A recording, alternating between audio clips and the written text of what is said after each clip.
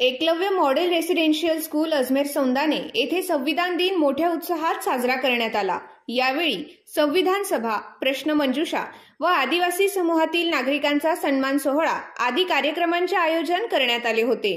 कार्यक्रमाच्या अध्यक्षस्थानी विद्यालयाचे प्राचार्य सुरेश देवरे हे होते, तर प्रमुख पाहुणे म्हणून नारायण चौधरी व गणेश गायसमुद्रे उपस्थित होते।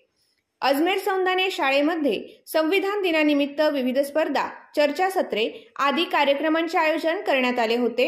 आयोजित चर्चासत्रात सामाजिक विषयाचे शिक्षक स्वप्नील सुरवसे यांनी नागरिकांना संविधानाने बहाल केलेले विविध मूलभूत अधिकार व कर्तव्ये तसेच कलमांची सविस्तर माहिती दिली। आपल्या अध्यक्षीय भाषणात प्राचार्य सुरेश देवरे म्हणालेत की डॉक्टर बाबासाहेब आंबेडकर यांनी निरंतर 2 वर्ष 11 महिने व 18 दिवस अखंडपणे संविधान लिखाण करून एक सशक्त लिखित संविधान या देशाला दिले। त्यासाठी त्यांनी जगातील इतर लोकशाही देशांच्या राज्यघटनांचा बारकाईने अभ्यास केला। या देशात कमालीची धार्मिक, सांस्कृतिक, सामाजिक विविधता असतानाही हा देश आज एकसंध आहे, हे राज्यघटनेचेच फलित आहे। स्वातंत्र्य, समता व बंधुता ही त्रिसूत्री तत्व राज्यघटनेचा पाया आहे।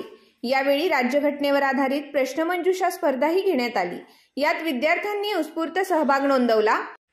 यावेळी प्रातिनिधिक स्वरूपात आदिवासी समाजातील नागरिकांचा सन्मान सोहळा पार पडला। कार्यक्रमाचे विशेष आकर्षण ठरले ते विद्यार्थ्यांनी महामानवांची वेशभूषा करून साकारलेली प्रतिकात्मक संविधान सभा। या संविधान सभेने उपस्थितांचे लक्ष वेधले। या कार्यक्रमाचे सूत्रसंचालन प्रमोदगीर गोसावी यांनी केले, तर उपस्थितांचे आभार अभय भांगे यांनी मानले।